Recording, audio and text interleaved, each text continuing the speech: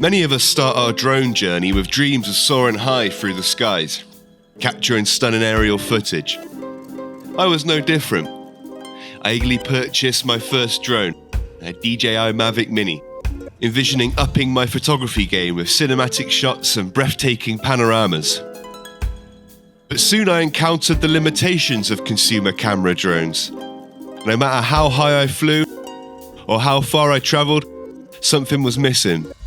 I craved excitement, adrenaline, the thrill of flight. That's when I fell into a rabbit hole, a YouTube vortex of FPV drone content. It was a steep learning curve, but an enjoyable one, and it was there that I discovered a whole new world of drone flying. FPV, which stands for First Person View, refers to drone flying where the pilot experiences an immersive perspective. Unlike traditional drones, where you control the aircraft from the ground while observing a live video feed, FPV drones offer a unique experience by allowing you to see precisely what the drone sees, as if you're seated in the pilot's seat yourself. Through the lens of creators like Joshua Bardwell, the ultimate FPV nerd and hero among the community. I'm Joshua Bardwell.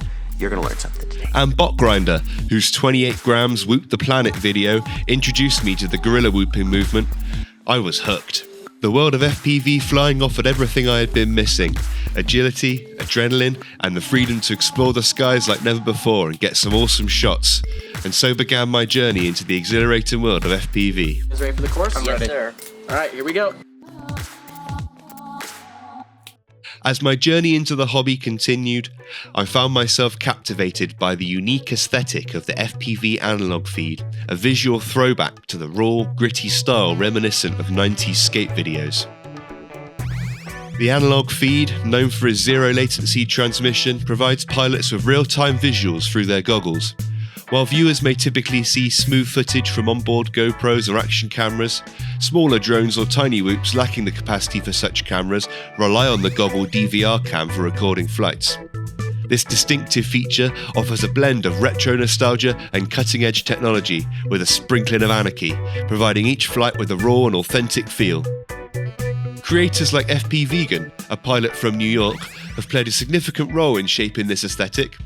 Vegan's videos, with their analog feeds, evoke the spirit of gorilla whooping, a style that celebrates the freedom and creativity of FPV flying.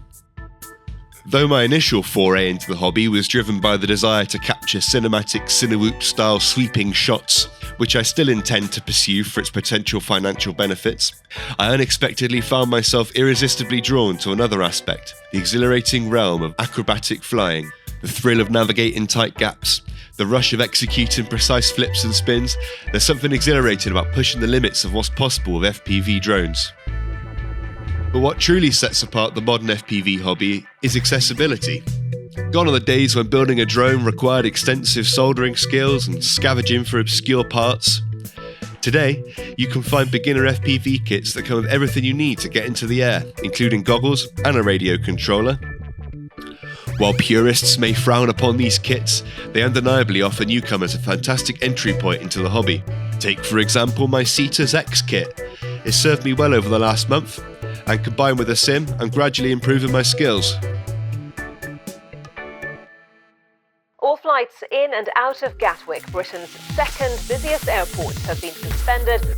As the FPV hobby continues to soar to new heights, it faces a myriad of threats that loom on the horizon. Reports of a drone sighting. 2 drones were seen flying near the runway. The FPV community is not immune to challenges. Regulatory measures like the 250-gram rule, CAA or FAA regulations, and the impending implementation of remote ID pose significant obstacles.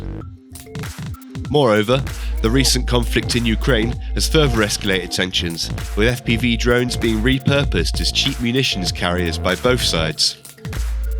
In response to this, there's a growing fear within the FPV community of drones being misused for nefarious purposes. This recent Reddit post highlighted the community's concern that a quad could be used in a terror attack, potentially leading to the shutdown or further undergrounding of the hobby.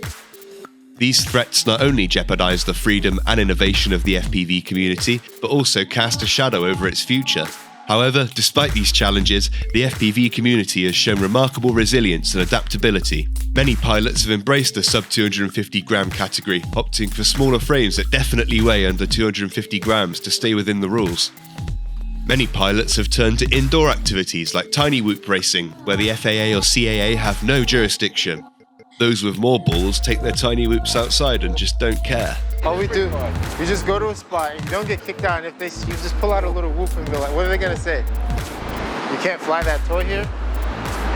Do you feel like it's okay because it is a tiny ass little drone that That's exactly why. As we come to the end of our journey through the world of FPV drones, it's important to reflect on the resilience and adaptability of the FPV community. We all love this weird hobby, and it's under threat, and we got to do something about it. Organisations like FPV UK provide vital support and representation for drone pilots seeking to navigate regulatory landscapes. It's important to recognise that the FPV community is not the root of the problem. Inexperienced drone users, often new DJI buyers like myself, who overlook or are unaware of the regulations, pose challenges. FPV UK offers valuable resources including public liability insurance, operational authorisations and discounts on drone-related products and services. As we move forward, let's continue to advocate for responsible drone use, support organisations like FPV UK, and most importantly, I think, stand together as a community, united by our love for flying toy helicopters around.